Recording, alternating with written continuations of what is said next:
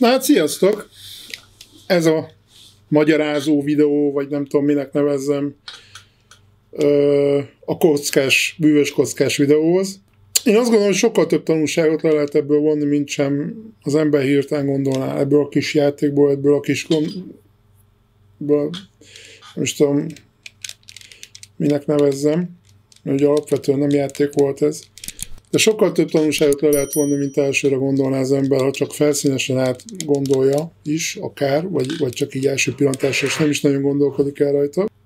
Ezért is volt nagyon fontos egyébként nem csak vázatot írni, hanem rendesen leírni a mondatokat, és kvázi felolvastam az egészet, mert most végig fogunk menni mondatról, ugyanis a szöveget úgy állítottam össze, hogy szinte minden mondatban, vagy legalábbis nagyon-nagyon sűrűn el vannak benne rejtve lényegi dolgok. Átmegyünk a mondatokon, és megnézzük. Jó, hát volt egy rövid felvezetés, az lényegtelen most a szempontunkból. Ja igen, a tanulságokat nézzük meg. Tehát mit lehet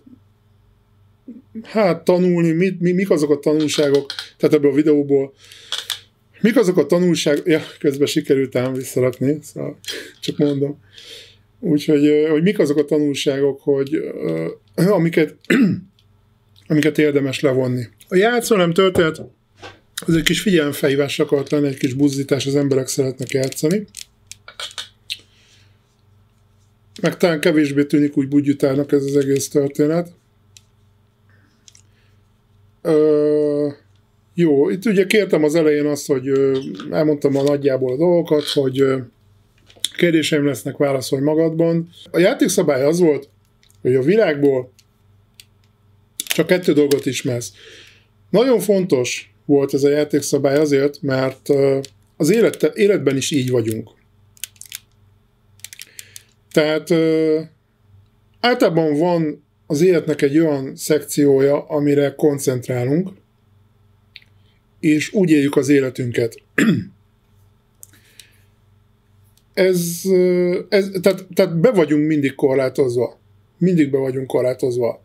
Bármennyire is lehet valaki világot látott ember, akkor is be van korlátozva, mert az emberi természetünknek kell a barlang, kell a tűzmelege, tehát az ősidőktől fogva, és itt most földrajzi dolgokra hivatkozok, de itt valójában nem földrajzi dolgokról van csak szó, lehet földrajzi dolog is, tehát az, hogy valaki mondjuk lokálpatriótának mondja magát, valójában meg csak fél elköltözni. Tehát ugye vannak ilyenek, tehát nyilván tehát röghözkötött emberek. De ez a röghözkötöttség, ez sok területen megnyilvánulhat. Vagy nem is feltétlenül röghözkötöttség, szokásaink vannak, hagyományaink vannak, amikhez ragaszkodunk sokszor, bármennyire is legyünk nyitottak. Emberi természetünkből fakad. Ragaszkodunk a kis közösségeinkhez. Tehát például valaki kiköltözik külföldre, azért csak hazajön a családjához, mert a családhoz ragaszkodik, a barátokhoz ragaszkodik. Ragaszkodunk a kis közösségeinkhez. Ez mondom ősidőktől kezdve így van, a barlangok óta, sőt már azelőtt. Így van ez az állatvilágban is egyébként. Tehát nem hiába a legtöbb állat falkában nagyon kevés a magányos farkas, hiszen ami egy nagyon rossz, hát nem is tudom, nem értek ennyire nem értek az állatvilághoz, ha bár rengeteg faltam a természetfilmeket annak idején. Ja, egyébként ez egy hosszú videó lesz természetesen. Nyilván el is kalandozok, tehát farkas az egyáltalán nem magányos, pont, hogy nem magányos, tehát nem is magányosan vadászik, mert nem is bír, nem is tud magányosan vadászni. Tehát falkában erősebbek vagyunk, közösségben erősebbek vagyunk, tehát ez nagyon kell az embernek. Tehát mindig valami, saját magunkat szorítjuk általában korlátok közé, de ha belegondoltok, a környezet is beleszorít minket teljesen természetesen, hiszen nincs mindenkinek pénze utazgatni például, nem tud elutazni, valaki külföldre nem tud elutazni, vagy akár országon belül nem tud elutazni, mert nincs pénze, stb. Tehát ez, vagy olyan helyen él egyszerűen, hogy onnan az utazás is borzasztóan nehéz, tehát teljesen nyilvánvaló, hogy nagyon sok minden behatárol minket. Most ennek megfelelően azt kell észrevennünk, hogy ennek megfelelően az információink, a tudásunk is, a tudásbázisunk, a tudás anyagunk is amiket akár évtizedek során halmozunk föl, ennek megfelelően erősen limitált. És ennek megfelelően limitált. Tehát mondjuk tényleg, aki világot látott, annak nyilván sokkal kevésbé limitált, de ha mondjuk mindig, mit tudom én, vannak olyanjai, hogy mondjuk mindig készpénzzel szeret fizetni, vagy mindig csak bankkártyával szeret fizetni, mindig mindenütt mit tudom én, nem eszi így édességet sehol.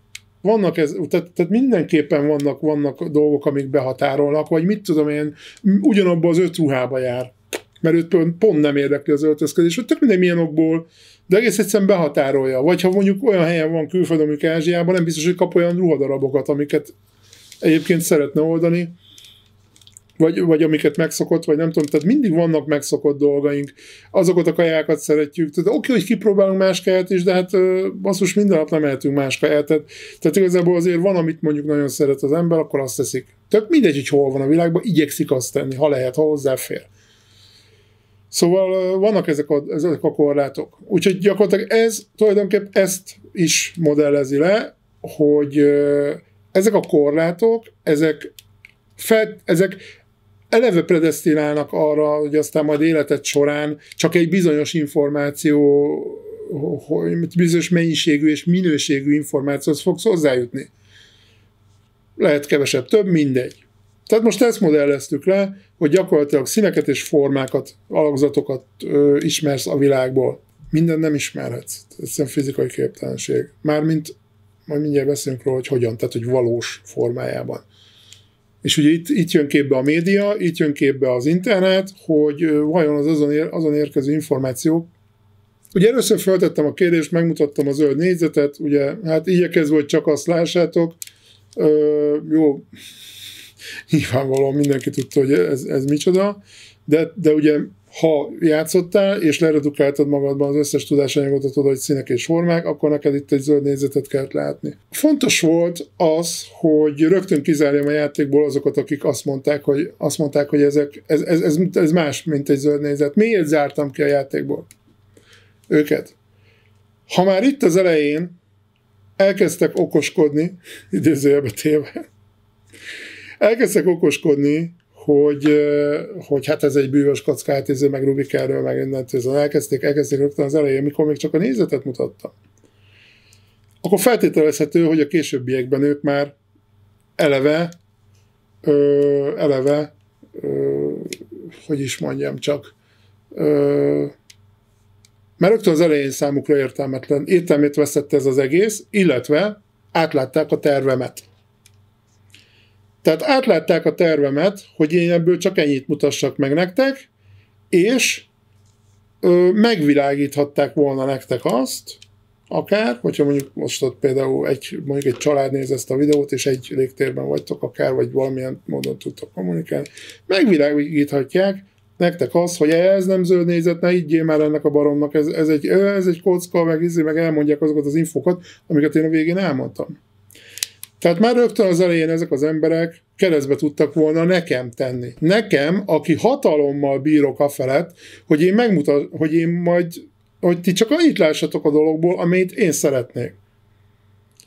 Tehát, mivel én tudom, hogy ti csak a színeket és a kockákat, színeket és az alakzatokat, formákat ismeritek, tudom, hiszen én kértem az elején tőletek. Én vagyok a játékmester, én vagyok az, aki irányítja a dolgokat, és aki tulajdonlom a kockát, hatalmam van fölötte. Tehát ezeket az embereket gyorsan ki kell zárnom rögtön az elején. Meg kell tőlük szabadulnom ezektől az emberektől. És a többiek, most, hogy már végre csak mi ketten maradtunk, ti a beavatottak, akiknek én ugye megmutattam a frankót. Tőletek kérdeztem meg azt, hogy megesküdnél le akár a törvény előtt is, hogy ez egy zöld négyzet, illetve megesküdnél le, hogy az életed árán is megesküdnél le, és nagyon fontos volt, hogy mindkét kérdés végén minden végére oda tettem azt, hogy amit látsz.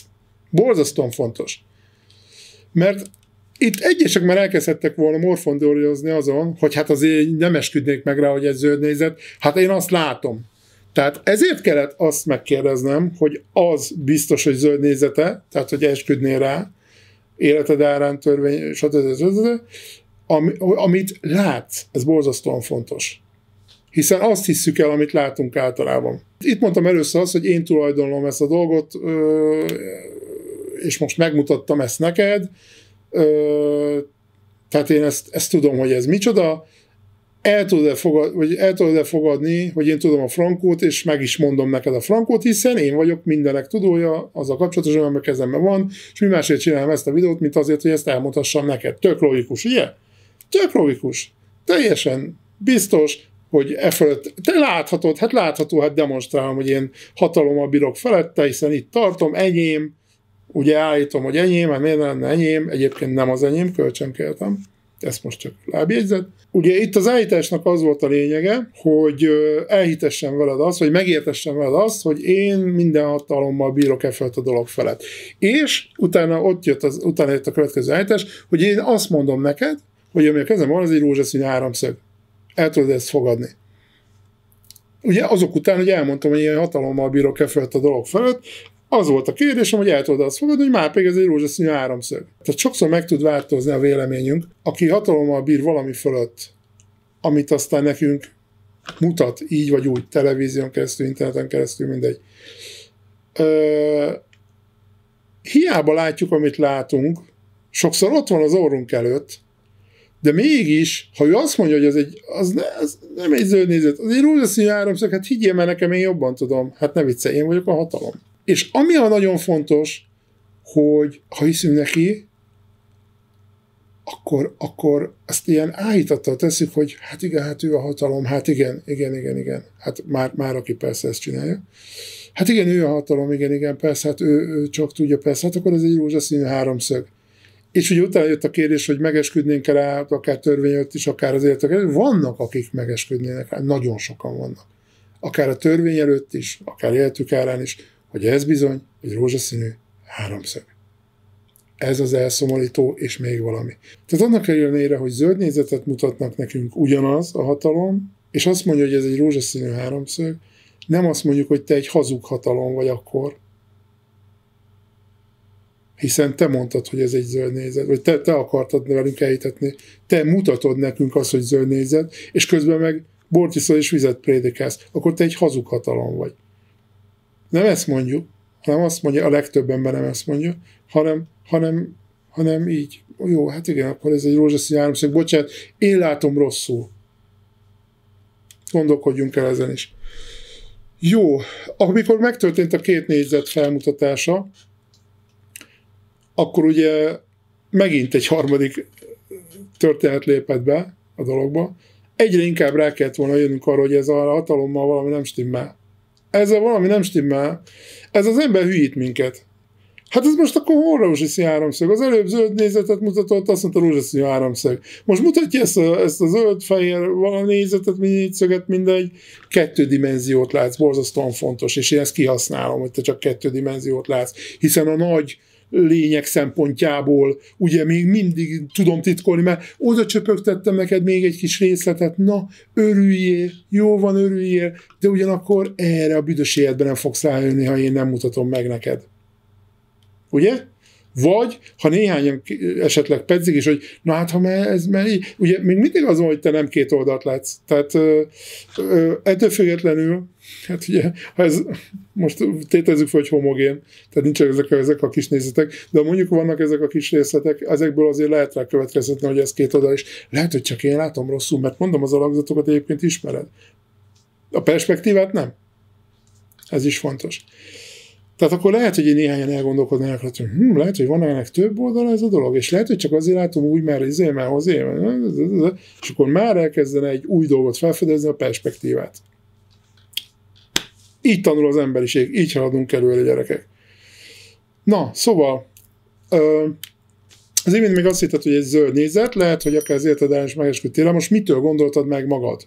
Mert ugye most meg azt mondtad, hogy gondolom magadban, hogy hát ez egy zöld-fehér négyszög. Ugye a válasz erre az, hogy attól most már többet látsz belőle, és én többet mutattam meg neked, most már látszik, hogy ez nem egy zöld nézet, most már tisztán látszik, hogy ez egy kétszínű tégla, vagy mindegy, most négyszög. Hát oké, csak én meg azt mondtam neked az előbb, hogy rózsaszín háromszög, akkor mi a francon? Már a harmadik verziónál járunk, gyerekek, hogy van ez? ezen el kéne gondolkodni. Azt mondja, hogy ugye ezt most szúrtam bele egyébként közvetlenül a videó előtt ezt a kérdést, mert nagyon jó okot adott rá a zöld fehér.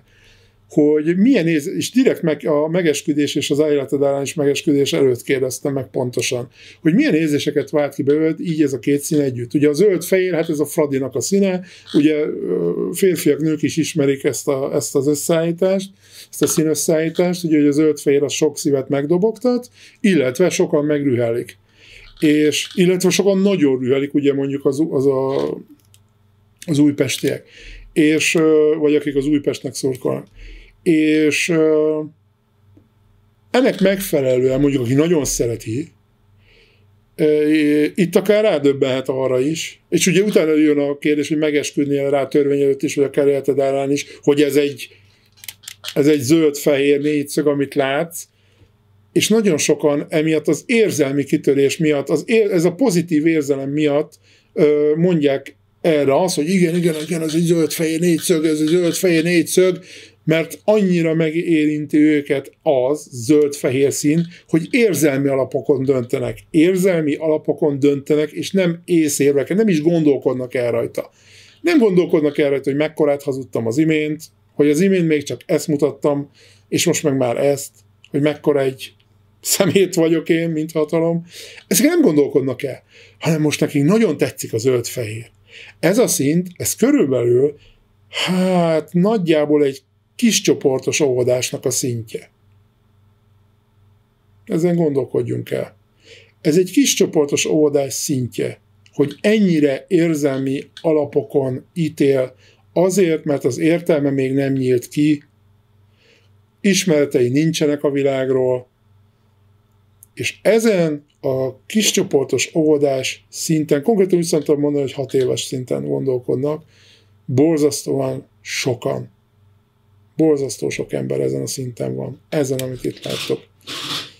Úgyhogy innentől kezdve elgondolkodtató a dolog, hogy ezek az emberek mennyire vannak tehát hogyha ezek az emberek döntési helyzetben kerülnek, bármilyen szinten, tehát mondjuk vezetők lesznek, vagy tehát bármilyen szinten lesznek vezetők, tehát munkahelyeken, vagy pedig politikai téren lesznek vezetők, vagy egy ország egyéb ügyeiben, ügyvitelben, stb. Lesznek vezetők. Borzasztóan elgondolkodtató az, hogy ezek az emberek milyen döntéseket lesznek képesek hozni, azt milyen alapon teszik, és hogy azok rendben lesznek ezek a döntések.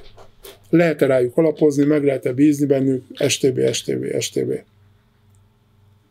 Jó, és akkor itt következett az, hogy itt állítottam, de még mindig ezt mutattam, hogy én most azt mondom, hogy ami a kezemben van, az egy kocka, és több eltérő színű oldala, tehát még mindig ezt mutattam, de már a 4. verziót állítottam erről az egész történetről.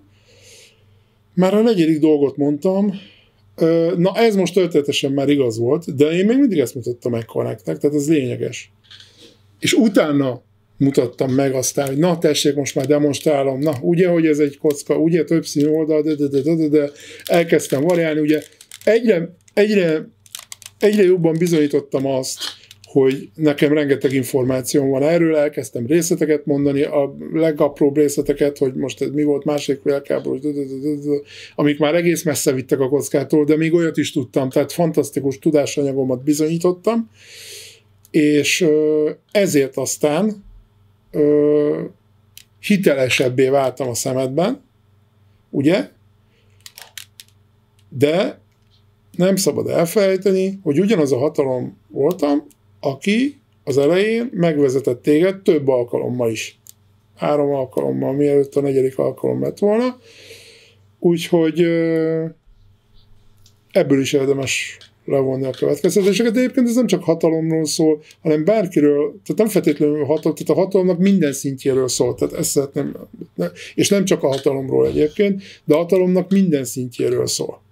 Tehát ugye általánosságban véve arról szól, hogy ha nem gondolkodsz, akkor ilyen csapdákba eshetsz, ilyen problémák lehetnek.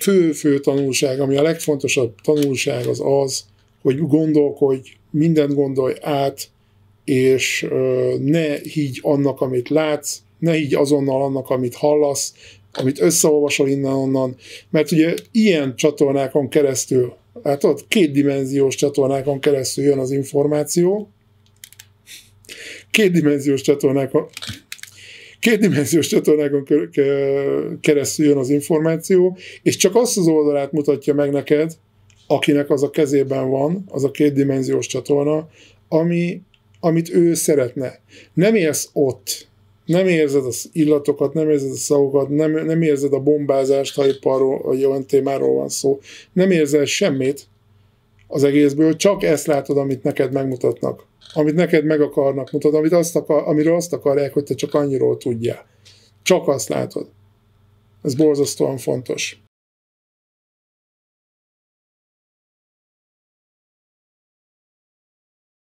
Írjátok le kommentbe, hogy ti mit gondoltatok, hogyan ment, tehát hogyan alakult a véleményetek a játék során, de milyen konzekvenciát lehet még levonni az egészből, milyen tapasztalatot lehetett ebből összegyűjteni. Ti hogy éreztétek, rendben volt ez a dolog, demonstrálta ezt annyira, amennyire szerettem volna, demonstrálta, amit kellett. Én már nagyon régóta meg akartam ezt a videót csinálni, mert ez az én elképzeléseim szerint ez egy nagyon jó demonstráció a mondani valómra, amit általában a videóimmal mondani szeretnék. Jó, tehát gondolkodjatok, erről jusson eszetekbe. Szevasztok!